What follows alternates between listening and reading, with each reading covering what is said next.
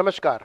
एक बार फिर से आपका यहाँ जी हेल्प के इस प्लेटफॉर्म के ऊपर स्वागत है। और निश्चित तौर पर बहुत सारे बच्चे ऐसे हैं जो कल के एग्जाम के लिए अपने अपने घरों से निकल गए होंगे।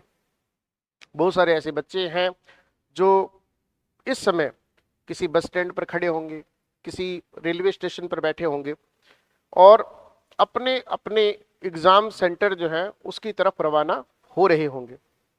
और मैं इस समय आपके मनोभावों को बहुत अच्छे तरीके से समझ सकता हूं।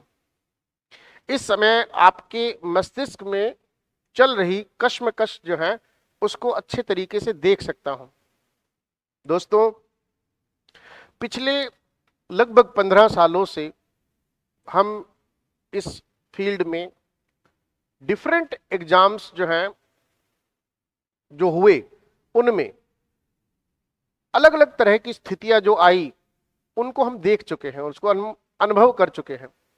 तो अपने अनुभवों के ऊपर हम कुछ बातें आपके साथ जो है वो शेयर करना चाहेंगे, इररिस्पेक्टिव ऑफ द फैक्ट कि आप एग्जाम सेंटर में क्या लेकर के जाएं, क्या नहीं लेकर के जाएं। और निश्चित तौर पर इतनी समझदारी हमारे अंदर है कि हम एग्जाम जाते समय कुछ जरूरी बातों का ध्यान रखें, जैसे समय पर सेंटर पहुंचना, अपना एडमिट कार्ड, अपना आई कार्ड जो है वो, आइडेंटिटी कार्ड जो है, अपना आधार कार्ड जो है वो, जो भी उसमें रिक्वायरमेंट्स हैं उनको पूरा कर करके जो हो सेंटर पर समय पर पहुंचना उसको सुनिश्चित करें। और ये हम जानते हैं और ये हम करते हैं, इसमें कोई दो राय नहीं है। कुछ एक एक्सेप्शंस जो है उनको छोड़ करके, अर्थात कई बार ऐसी स्थितियां पैदा हो जाती हैं, कई बार ऐसे मौके आते हैं कि हम चाह करके भी जो है इन गलतियों से बच नहीं सकते हैं। तो मैं तो यही कहूंगा कि आप प्लीज इन चीजों से बचें। इसके अलावा आपको क्या बातें जो वो ध्यान में रखनी है, वो हमारा मेन मकसद जो वो रहेगा। सबसे पहले तो आप जहां भी हैं, जहां भी खड़े हैं, जहां भी आप बैठे हैं, बस में, ट्रेन में, आप सभी को, जो भी बच्चे, आप जी हेल्प के बच्चे हो सकते हैं, आप किसी और इंस्टीट्यूट के बच्चे हो सकते हैं, है ना, आप यदि संस्कृत शिक्षा का पेपर देने जा रहे हैं तो आपको मेरी तरफ से अग्रिम शुभकामनाएं, बेस्ट ऑफ लक। ईश्वर आपको इस परीक्षा में पास करे, आप इस परीक्षा को उत्तीर्ण करो, आप लेक्चरर बनो, आप गजेटेड ऑफिसर बनो, यही मेरी दुआ है, ऐसी मैं ईश्वर से कामना करता हूं। आपकी एग्जाम को लेकर के जो भी एस्पायरेशंस हैं वो पूरी हो, ऐसी मैं परमपिता परमात्मा से, भगवान से जो है वो दुआ करता हूं।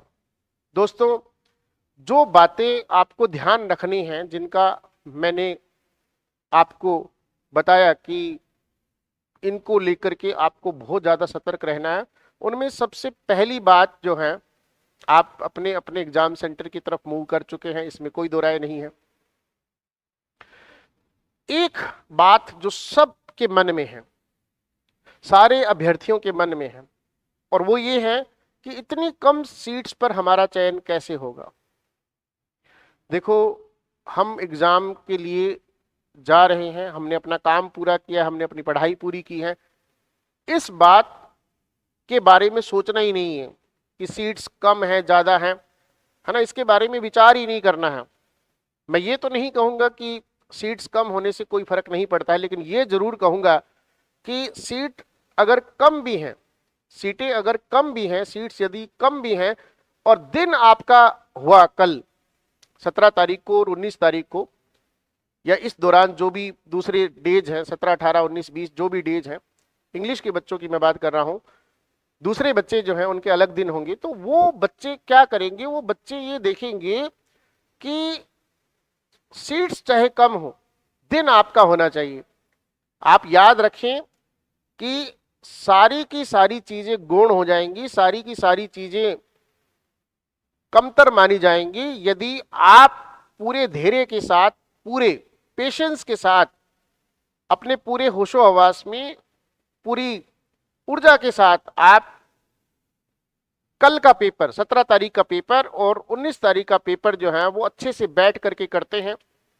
एक ही बात को ध्यान में रख करके करते हैं कि एग्जाम हॉल से बाहर निकलकर मैं जाऊं तो मेरे मन में ये बातें ना हो, या मेरे मुंह से ये बातें ना निकले कि मेरा ये क्वेश्चन जो मुझे आता था वो गलत हो गया, या मैं ये और अच्छा कर सकता था, या मुझसे ये गड़बड़ हो गई, मैंने ये क्वेश्चन पेपर में टिक ऐसे किया था और मैंने भरते समय जो है वो ये गोला काला कर दिया। इस तरह की कोई बात आपके मुंह से ना निकले, इस चीज का आप विशेष रूप से जो ध्यान रखें। भाई कम से कम जो हमें आता है उसको हम यूज कर सकें, उसका हम उपयोग कर सकें, हम उसको यूटिलाइज कर सकें और अपने सिलेक्शन में सहायक बना सकें, इतना इंश्योर हमें करना है कि बाहर निकल करके हम ये ना कहें कि मैं और अच्छा कर सकता था। नहीं, हमें कल के दिन अपना सर्वश्रेष्ठ देना है, अपना 100% देना है। 19 तारीख को या 18, 19, 20 जो भी आपकी सब्जेक्ट की डेट है उसमें हमें अच्छे से अच्छा काम करना है, अपना सर्वश्रेष्ठ देना है, गलतियां करने से बचना है, छोटी छोटी गलतियां करने से बचना है। ओएमआर को लेकर के जो भी इंस्ट्रक्शंस दिए गए हैं, 5वें ऑप्शन को भरने से लेकर के 5th ऑप्शन आपको भरना है। इन केस आप यदि उसको अटेम्प्ट नहीं कर रहे हैं, जो भी इंस्ट्रक्शंस आपको दिए जा रहे हैं या दिए गए हैं, आप उनको अच्छे से पढ़ लें और फिर उसके बाद अपना काम शुरू करें। याद रखें कि जब तक आप पूरे पेशेंस के साथ या पूरे धैर्य के साथ एग्जाम को अटेम्प्ट कर रहे हैं, तब तक आपसे छोटी मोटी गलतियां होने की संभावना नहीं रहेगी, नहीं होगी गलतियां। अगर आप हड़बड़ाते नहीं हैं, आप हैफेजार्डली काम नहीं करते हैं, आप यदि घबरा करके जो है वो कोई डिसीजन नहीं लेते हैं, तब तक गलतियां नहीं होंगी। जब आप हड़बड़ा जाते हैं, जब आप उतावलापन शो करते हैं, जब आप अपना धैर्य छोड़ देते हैं, जब आप एक तरीके से अपने आप को जो है मेंटली फिट नहीं पाते हैं, आपको लगता है कि नहीं मेरे से ये नहीं होगा वगैरह वगैरह, उस समय आप गलतियां करते हैं और उन गलतियों से आप बचें। पहली बात जो हमने कही कि आप कि जितनी भी रिक्वायरमेंट्स हैं उनकी आप लिस्ट बना करके उनको अपने साथ रखें। कोई ऐसी चीज, कोई ऐसा आइटम नहीं होना चाहिए जो आपके पास में ना हो एग्जाम के समय। आप समय पर एग्जाम पहुंचने का प्रयास करें, न केवल समय पर, समय से बहुत पहले पहुंचने का प्रयास करें। और तीसरी बात, आप धैर्य के साथ अपना काम करें। और ये तो बात अपने दिमाग में लाए ही नहीं कि सीटें कितनी हैं, सीटें कम है, नहीं, ये बात आनी ही नहीं चाहिए। आपके दिमाग में एक ही बात रहनी चाहिए कि अगर 2 दिन मेरे हुए, कल का दिन और सब्जेक्ट के पेपर का दिन, जैसे इंग्लिश के बच्चों के लिए 17 और 19, यदि 2 दिन मेरे हुए तो मुझसे मेरी सफलता को कोई नहीं छीन सकता है। इसके अलावा 2-3 बातें और हैं जो जरूरी हैं, जो मैं हमेशा कहता हूं, आज फिर कह रहा हूं। आप एक बात याद रखें कि अटेम्प्टिंग को लेकर के कुछ बच्चे ऐसे हैं जिनको शायद ये पता नहीं है कि संस्कृत शिक्षा के अंदर 40% वाला जो रूल है वो अप्लाई नहीं होता है। कल को ऐसा ना हो कि आप कम अटेम्प्ट करना चाहते हैं लेकिन आपको लग रहा है कि मेरे फर्स्ट पेपर में 30 क्वेश्चन नहीं बचेंगे और इस चक्कर में आप ज्यादा अटेम्प्टिंग करें, या कम करके आए, या ज्यादा करना चाहते थे कम करके आए, कम करना चाहते थे ज्यादा करके आए।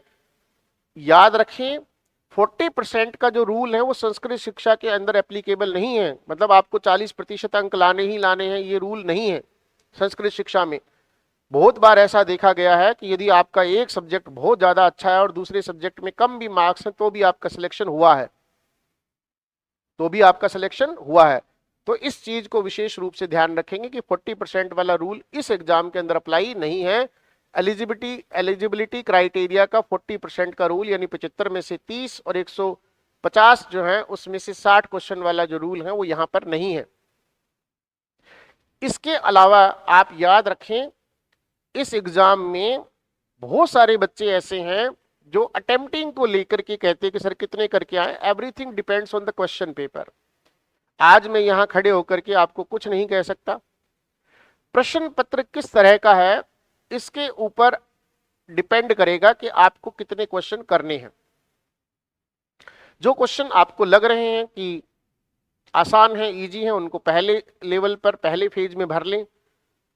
जो क्वेश्चंस कैलकुलेशंस वाले हैं, टाइम ले रहे हैं, अनसिन पैसेज है, अनसिन पोइम है या कुछ और है, उनको दूसरे फेज में करें। और जो तीसरा फेज है उसमें उन क्वेश्चंस को करें जो बहुत ज्यादा डिफिकल्ट हैं, जो आप नहीं जानते हैं या दो में से एक वाला है, उनको आप करें जो डिफिकल्ट क्वेश्चंस हैं। सारे के सारे जो क्वेश्चंस नहीं आते हैं उनको छोड़ना मूर्खता है, सारे के सारे क्वेश्चंस करना जो नहीं आते हैं वो भी मूर्खता है। लेकिन ये मैं जरूर कहूंगा कि अटेम्प्टिंग जो है वो कहीं ना कहीं अगर ज्यादा हो तो थोड़ा सा, है ना, बंदा फायदे में रहता है, ऐसा देखने में आया है। लेकिन मैं इसको लेकर के कोई रिमार्क नहीं दूंगा। आप अपने विवेक का यूज करके पेपर को देखकर, क्वेश्चन पेपर को देखकर, उसके डिफिकल्टी लेवल को देख करके जो तय करे कि कितना अटेम्प्ट करना है और कितना नहीं करना है। इसके अलावा एक बहुत ही जरूरी बात वो ये कि आप किसी भी हाल में कल जीके का पेपर घर आकर के नहीं मिलाएंगे। अमूमन ये देखा गया है कि यदि किसी बच्चे का जीके के पेपर में परफॉर्मेंस अच्छी नहीं रहती है तो सब्जेक्ट के पेपर को भी वो खराब करके आ जाता है। हम हर बार बच्चों को कहते हैं कि आपको जीके के पेपर को मिलाना नहीं है, यूट्यूब को देखकर, दूसरे टीचर्स को देखकर, सॉल्यूशन को देख करके आपको नहीं मिलाना है।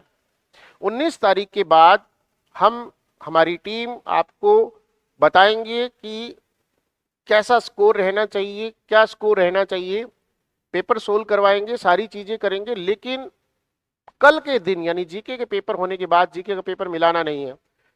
ऐसा भी हो सकता है कि आपके 75 में से काट पीट करके 25 क्वेश्चन बच रहे हैं, 30 क्वेश्चन बच रहे हैं और आपका सिलेक्शन हो जाए। और ऐसा भी हो सकता है कि आपके 75 में से 70 क्वेश्चन बच रहे हैं काट पीट करके और आपका सिलेक्शन ना हो। तो क्यों मिलाना, बताओ, क्यों दिमाग खराब करना। YouTube के ऊपर डिफरेंट वीडियोज के नीचे जो कमेंट रहते हैं कि मेरे इतने बच रहे हैं, इतने बच रहे हैं, उनमें से ज्यादातर कमेंट्स जो हैं बोगस होते हैं, झूठे होते हैं, जिनको पढ़ करके आप डिमोरलाइज हो सकते हैं, जिनको पढ़ करके आप हतोत्साहित हो सकते हैं। तो आप कल का पेपर मत मिलाना दोस्तों, किसी हाल में मत मिलाना। डिस्कशन भी नहीं करना है। जनरली पेपर मिलाने की शुरुआत ऐसे ही होती है कि आपस में दो दोस्त, दो सहेलियां आपस में डिस्कस करती है कि इसका उत्तर क्या, इसका उत्तर क्या, इसका उत्तर क्या। 10-15 मिलाने के बाद 10-15 दिख जाते हैं यूट्यूब पर और फिर उनको लगता है कि 75 में से 30 तो हमें पता चली गई, तो चलो 40 और मिला देते हैं। और फिर वो पूरा कैलकुलेशन कर लेते हैं और कैलकुलेशन करने के बाद उनको लगता है कि मेरे तो 75 में से 35 ही बच रहे हैं। और फिर वो दोबारा जाते हैं यूट्यूब के ऊपर, फिर वो कमेंट देखते हैं, कोई 60 लिख रहा है, कोई 55 लिख रहा है, कोई 65 लिख रहा है, कोई 60, 65, 70। अब उनका दिमाग खराब होता है और उस डिप्रेशन, उस तनाव को हम सब्जेक्ट के पेपर में साक्षात देख सकते हैं। सब्जेक्ट के पेपर को खराब कर जाते हैं, कुछ तो देने ही नहीं जाते हैं कि हम तो पिछड़ गए, हमारा तो पेपर खराब हो गया, हम तो बर्बाद हो गए, हम तो जाएंगे ही नहीं। पेपर मिलाना बर्बादी है, पेपर मिलाना बर्बादी है। मत मिलाइए पेपर, कल का पेपर बिल्कुल मत मिलाना। आप रिलैक्स रहें, पेपर के बाद किसी से बात ना करें, सब्जेक्ट जो है, विषय जो है उसकी तैयारी करें। कंपटीशन अपने आप में, प्रतियोगी परीक्षा जो है अपने आप में एक बहुत बड़ा गेम है, एक बहुत बड़ा खेल है, जिसमें मेहनत के अलावा बहुत सारी चीजें मैटर करती हैं। आप एक युद्ध का पार्ट है, आप एक युद्ध के अंदर हिस्सा ले रहे हैं और इस युद्ध के अंदर कुछ नियम हैं, कुछ कायदे हैं, कुछ कानून हैं जिनका पालन अति आवश्यक है। यदि आप युद्ध के नियमों का पालन नहीं करेंगे तो इस युद्ध जो है उसको हारने के चांसेस बढ़ जाएंगे। मैं ये तो नहीं कहूंगा कि हार जाएंगे, हारने के चांसेस बढ़ जाएंगे, है ना। तो मिलाना मत, है ना। और अगर ये आप मिला लो तो आप मेरा ये वीडियो सोचना कि भी ये बेकार था, गुरुजी को कुछ पता नहीं है। मिलाने के बाद आप मेरे को जो है मत देखना, आप फिर आपको मैं बुरा लगने लगूंगा। तो मिलाना नहीं है। तो दोस्तों भूल जाओ कि आप एक ऐसे एग्जाम का पार्ट बनने जा रहे हैं जिसके अंदर सीट्स कम है। कल का दिन आपका होना चाहिए। आप रिलैक्स होकर के काम करो, आप अपने आप खुद को, स्वयं को, ठीक है, एकदम धैर्य में रख करके जो है, बिना किसी तनाव के, बिना किसी टेंशन के, बिना किसी स्ट्रेस के आप काम करें। एग्जाम हॉल में समय पर पहुंच करके जो है आराम से बैठकर काम करें। और याद रखें कि यदि आपके पास आपके माता पिता का आशीर्वाद है, यदि आपके पास आपके गुरु का आशीर्वाद है, यदि ईश्वर का साथ आपके साथ है, तो आपको सफल होने से कौन रोकेगा। बिल्कुल आप सफल होंगे। 101% आप सफल होंगे, इररिस्पेक्टिव ऑफ द फैक्ट कि कितनी कम सीटें हैं। आपको पॉजिटिव माइंडसेट के साथ जाना है। अगर आप सफल नहीं भी होंगे तो आप एक अनुभव लेके लौटेंगे, आप एक ऐसा एक्सपीरियंस लेके लौटेंगे जो आपको मेन एग्जाम में, स्कूल शिक्षा में काम आएगा। जून के महीने में होने वाली आपकी स्कूल शिक्षा की परीक्षा, लेक्चरर की, स्कूल व्याख्याता की, उसमें आपको यह अनुभव काम आएगा। आप सफल होने के लिए जा रहे हैं, आप अनुभव लेने के लिए जा रहे हैं। आप याद रखें कि जितना पास आप सफलता के रहेंगे, जितने मार्क्स आपके ज्यादा आएंगे जून के महीने में होने वाली व्याख्याता की परीक्षा में, उतना ही कॉन्फिडेंस आपका हाई रहेगा। जितना आप इस एग्जाम में पिछड़ोगे उतना ही कॉन्फिडेंस डाउन होगा, जो जून के महीने में होने वाली परीक्षा को भी खराब कर सकता है, वहां भी आपके कॉन्फिडेंस को जो खराब कर सकता है। खैर, आप सभी बच्चे रिलैक्स रहें, बढ़िया नींद लें, ठीक है, समय पर सेंटर पर पहुंचे, आराम से काम करें। जी हेल्प सूरतगढ़ की तरफ से आप सभी को शुभकामनाएं, बेस्ट ऑफ लक। अच्छा होगा एग्जाम, आप हंसते हुए बाहर निकलेंगे, आप खिलखिलाते हुए बाहर निकलेंगे। जो मेहनत आपने की है पिछले 6 महीनों में, 8 महीनों में, 1 साल में, 1.5 साल में, 2 साल में, आज उसका टेस्ट है, आज उसकी परीक्षा होने वाली है, कल उसकी परीक्षा होने वाली है। उस परीक्षा के अंदर खुद को धैर्य के साथ मुकाबले में खड़ा रखने की कोशिश करनी है, बाकी प्रभु इच्छा। आज के लिए इतना ही। एक बार फिर से आपको इस एग्जाम के लिए बेस्ट विशेष, गुड लक। फिर मिलेंगे किसी नए वीडियो में, किसी नई बात को लेकर, किसी पेपर के सॉल्यूशन को लेकर, किसी मेरिट के प्रेडिक्शन को लेकर के, जल्द ही। तब तक के लिए अपना ध्यान रखें। धन्यवाद।